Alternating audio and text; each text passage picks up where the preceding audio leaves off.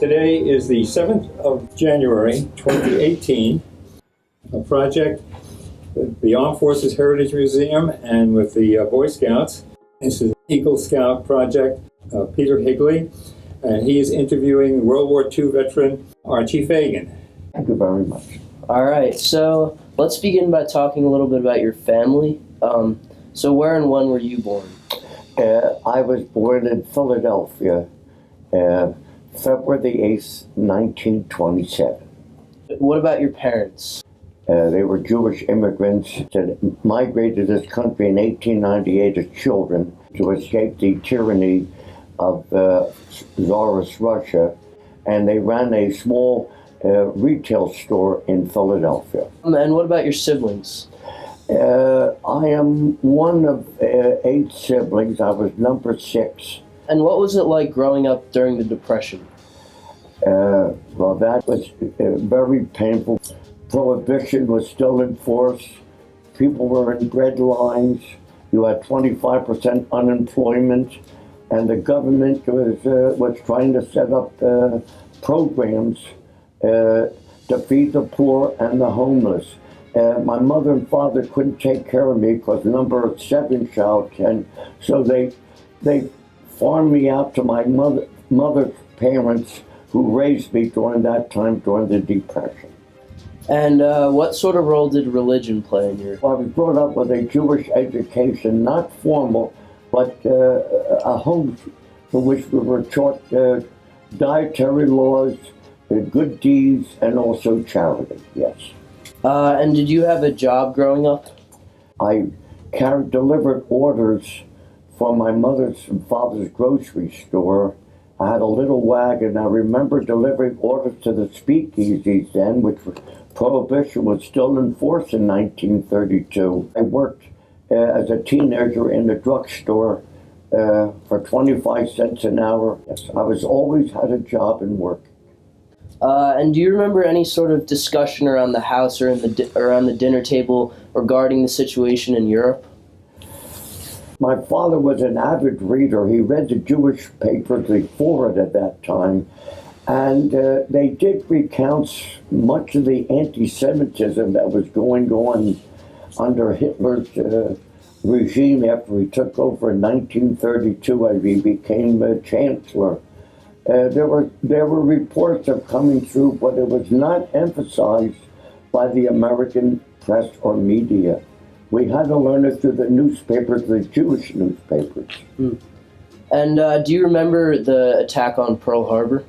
Very vividly, yes. I was in my early teens. It was Sunday, December the 7th, 1941. The Japanese committed that day of infamy in which they almost completely destroyed the American fleet. And we knew that we were going to war. After the president declared war on Japan and Hitler's Germany declared war on the United States, how did your life change? Well, it changed dramatically. We went on a full wartime basis. We were told to conserve. We were issued later on ration books to buy food. And my brother was drafted when he became what his number was called up. And you graduated from high school in 1944. So yes. How soon after that were you drafted? About a month after I graduated, I received a letter from Franklin Delano Roosevelt. It said that greetings, report for induction to your local draft board. You're now completely drafted. I was sworn in to defend, to support the Constitution, and I was queried whether they wanted what branch I wanted to go into. I said I would love to go into the Navy, but they told me, soldier, you're in the Army now. We were put on trains and sent to Camp Wheeler, Georgia in late June of 1944, where I took 16 weeks of basic training. We came from young boys in civilian life as children, and we were turned into men in 16 weeks. We marched in all kinds of weather. We went one under fire, under barbed wire. We were giving intense training for the war. And where did you go after Camp Wheeler? I was given a 7 days furlough before I had to report to Camp Pickett, Virginia for overseas duty, where we went over in convoy. Took us 7 days to sub-infested waters to get to Le Havre, France. We landed in December of 1944. Early invasion was in Normandy. We landed further down the coast at Le Havre, which was a major port, but it was bombed out. And we were given the job of guarding German prisoners that were captured during the invasion 6 months earlier. That was my first introduction of meeting the German Wehrmacht, but they were prisoners then with the POW shirts on them, and we guarded them until we got orders to move up to the front. Several days, or maybe a week after we landed, we were put on French trains that took us to Paris. From Paris, we were fed by the French, and then we debarked, and we had to march 24 hours just for short breaks up to the Belgian border. And what do you remember about the city of Paris? Very little. We didn't see. Paris was under blackout. It was the major city that the Germans had taken over and captured. It was a captured city, had lost all its city of lights. We only been fed at the train station there by French women that they didn't look at us as liberators. They looked at us as late to the game. They looked like they were bedraggled and abused, but they fed us from the canteens there so that we would have food to march up to the Belgian border. What was the morale on this march from Paris to Belgium? We young soldiers of 17, we didn't know what would lay ahead of us. We didn't feel fear, we just felt anxiety, and we felt the harsh orders of our superiors that prepare ourselves, but we were given warm clothing, we were given underwear and overcoats and mufflers and gloves so that we would be prepared for the harsh winter that arrived us at the front. And once you reached Belgium, what happened? Since I spoke Yiddish fluently, and Yiddish is a combination of Hebrew and German, I was transferred over to G2, which was Army Intelligence, and I was given the job of interrogating young German prisoners that I would try to get information from them. And we were given cigarettes, candy to give to them to bribe them to get information, and it worked. We found that kindness and mercy sometimes gets more than harshness, that you get more with honey than you get with vinegar. It gave us the information to turn the Germans back, who were not only running out of ammunition, but were so spread out that they had to pull back because reinforcements, we were coming up with reinforcements to drive them back. And what was it like interrogating these prisoners? What were their mental condition? Well, they were as afraid as we were. Many of them were part of the Jungen, the German Jungen youth movement, and they were captured and they were hungry and cold just like we were. And they were afraid. They saw the goodies that we gave them, and they were willing to give us information because they were tired of the war as we were getting ready for the war to drive them back. And what sort of information were you trying to get out of them? Well, we got information that they were running out of food and fuel, that they were spread out, that they lacked communication with their superiors. And the Germans had one disadvantage that we found out later, that any strategy they used, they had to get from Berlin. from their high command, the OKW as they called it. They waited for Hitler to give them the information and the orders. Where our army was more decentralized, in which we gave the impetus and the motivation to our local commanders. That's why we succeeded at Bastogne at the Battle of in the Ardennes Forest. Yes. And what was your role in the Bastogne situation?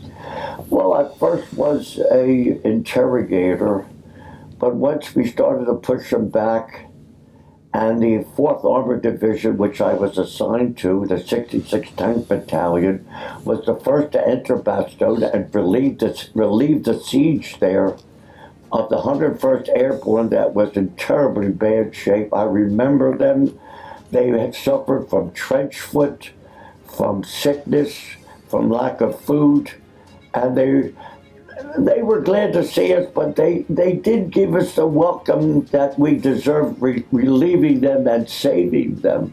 They're a very tough gang, that 101st Airborne. They're a tough gang, and there was a certain amount of competitiveness, but if history records it, and as eyewitness, as a witness there, we saved those guys. Nazi Germany's military force was divided between the regular army, or the Wehrmacht, and the SS. And the SS army played a large role in the German breakthrough during the winter of 1944. Mm-hmm. So tell us about the SS massacre at Malmedy. Yes. Well, if I can recall, the Germans, in their breakthrough, Hitler had used his best divisions, and most of his best divisions were the SS. They had the SS on their collars, SS on their helmets. Hitler had used his real crack troops to break through, because as his last attempt to divide the Americans from the British to get to the port of Antwerp, which was our major port of supplies. He had a major general by the name of Dietrich, and he was in charge of the leading tanks, and he had also a couple of lieutenants. These were SS men, were part of his crack troops that were the initial men that broke through.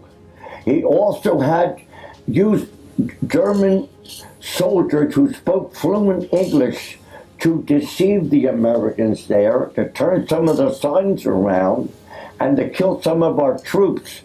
They used every conceivable weapon to gain access to the Meuse River and to Antwerp, but they failed, because as they ran out of gas and as we came up with further reinforcements, actually we were told the generals were truly worried.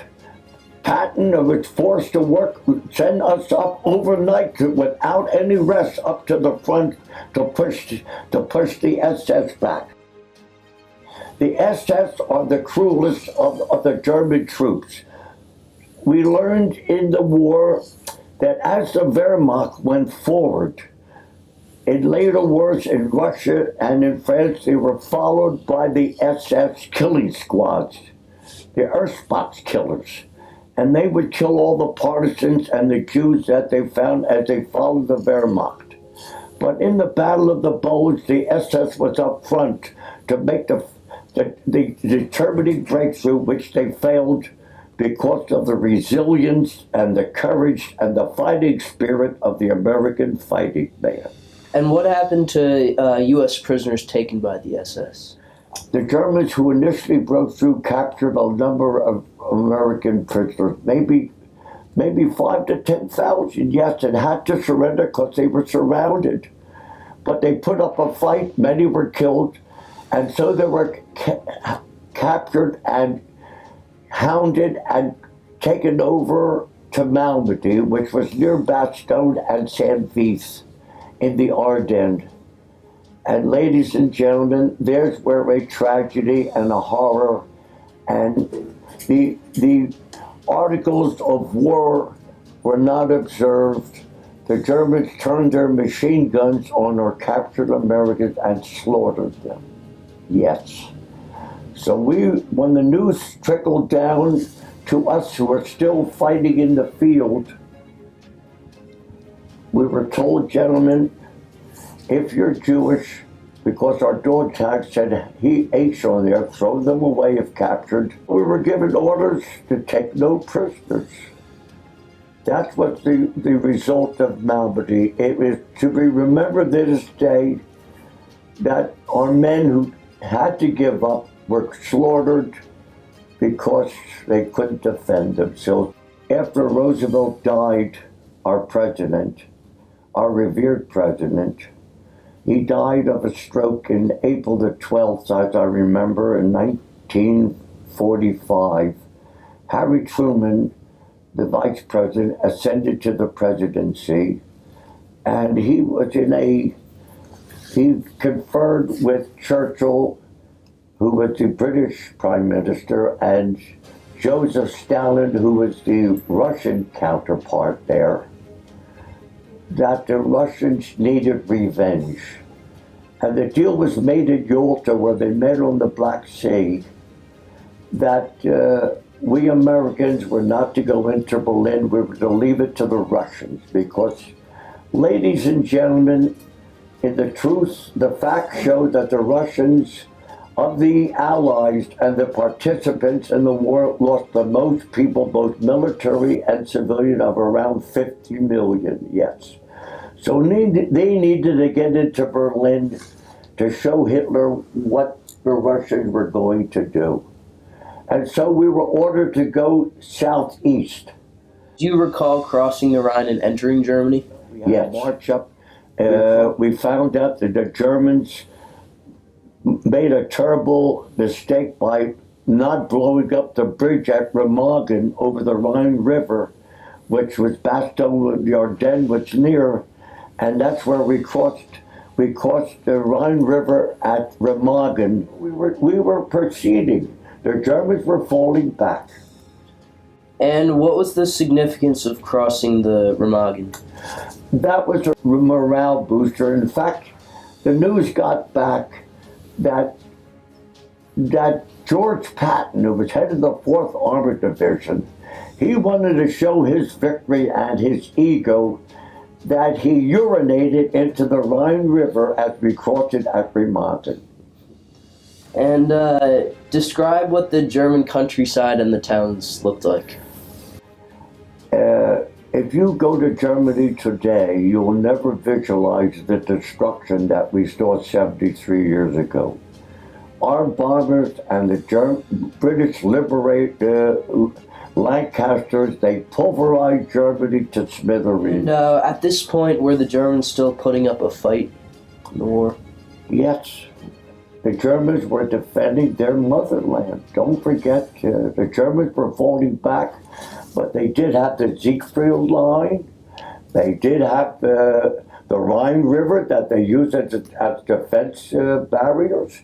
News came back that they were asking for an armistice or some terms for surrender. But under the Yalta Agreement between Roosevelt and Truman and Churchill and Stalin, that there was nothing short of unconditional surrender.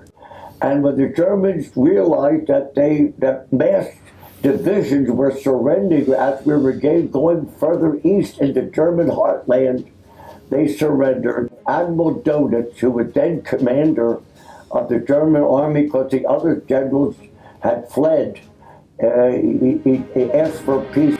It was around May the 5th of 1945 that the Germans surrendered unconditionally. What was your experience with Dachau and the German concentration camp? That was one of my painful, if you would ask me, one of my most painful and tearful experiences of my life. Keep in mind, I was only 17 and a half. 10 miles before we got to Dachau, we smelled a stench. It was, to this day, it's still in my mind. I wake up during the night, my wife wants to know why I have nightmares. I could smell the stench of death at Dachau. When we got there, the German guards had fled or they were beaten to death by men. Some of the inmates were still able to fight, but there were emaciated, living skeletons that were so happy they cried with joy and got down and kissed our feet and our hands. If you can visualize scarecrows in tattered clothes, men that with sunken eyeballs, men with sunken faces, men with protruding bones, with men disease and maggots all over them. That is the picture of Dachau. But we brought up supplies. We were told not to give them too much food because they would die. Their stomachs were already contracted. So we gave them water and medicine to try to keep them alive. But if you can envision decimation, degradation, if you can visualize human inhumanity, indignity, human cruelty, you can visualize Dachau. And you speak with any of these former inmates? Yes, I spoke Yiddish, and they showed me the tattoos they had on their wrist. That Hitler wanted to reduce them to cattle because all the cattle were tattooed to identify cattle. I talked to most of them, and I can say most of them were jubilant. Many of them I spoke German or Yiddish to wanted to go to Israel. They did not want to come to America. So that was what I found out. But we stayed a very short time. We had to keep moving. It was not a pretty sight. And where did you move on from there? From there on, I had a small group. We were taken by half-tracks down to Munich. What was life like in Munich at this time? Well, life was pretty good. I lived in a section, I had my own apartment, and I was told later it was near the home of Eva, Hitler's mistress. Did German civilians work for the Army of Occupation? George Patton, our head of the 4th Army Division, became the managing governor of Bavaria. And so he followed the strategy of enlisting even former Nazis to help him to rejuvenate Germany, to bring it back, because he was terribly afraid of Russian communism that was be taking over Eastern Europe at that time. Did you take any excursions while in Munich? I took the trips to German Alps, and I learned how to ski there, treated royally, and later on we took a trip to Berchtesgaden, which was Hitler's eagle's nest, right near the Austrian border. And we were given plenty of food. We were really treated great. So we did take several excursions. And how did you come upon the opportunity of appearing in of witnessing the Nuremberg trials? And the colonel came to me to ask me if I would like to go up to Nuremberg. The Nuremberg trials were in progress. If I would go as a military observer. I acceded, and I said, "Thank you, Colonel, I would like to go." And so we were accepted by the military police. They wore white helmets as visitors, as military observers, and we were given quarters and taken over to the Palace of Justice. 2 days I was there in September. We sat up in the gallery with earphones, and the Russian prosecutor, I remember, was talking about the inhumanity and the persecution and the damage that the Nazis had done on his people. And so that was going on, and we had interpreters there. And as I looked down, I could see Göring, Hess, von Ribbentrop, Keitel, Jodl, von Papen, Ernst Kaltenbrunner, the German man who ran der Stürmer, the German propaganda machine. His name escapes me right now, But these were all, Admiral Donitz was there who capitulated. They were all there. I saw every one of them, and behind each one of them was an American military police guarding them. And this was the array of the German Nazi prisoners that I saw firsthand in September of 1946. And where did you go after this? Well, I was there for 2 days, and then we had to go back. And I reported to the colonel in Munich, and that was September of 1946. And he asked me if I wanted to stay longer as with a promotion, and I told him, Colonel, thank you, if I remember clearly, that I wanted to go home, to go to college. I was not born to be a career soldier. And so the ship that took me home was the General Harry Taylor. It was a new Liberty ship. It left the end of December of 1946. It took, the North Atlantic was very turbulent at the time. I remember I was seasick all the way home. But when I saw the Statue of Liberty and the lights of New York, I got down and cried, ladies and gentlemen. You have no idea how beautiful America looks when you've seen the desolation of war for almost 2 years. Ladies and gentlemen, pray for peace, because war is a dirty, evil. It's man's inhumanity to man, and many millions were born after enduring. Pray for peace. And I would just like to thank you for sharing your story today, and it has been an honor to interview you. Yes. And I'd like to thank you for your service as well. So thank you very much. Pete, can I thank you for having me? Yes. And please forgive me if I became melodramatic. Please forgive me. It brings back memories, and I'm a tender, sensitive person. Thank you for having me. Thank you very much. Thank you. Thank you.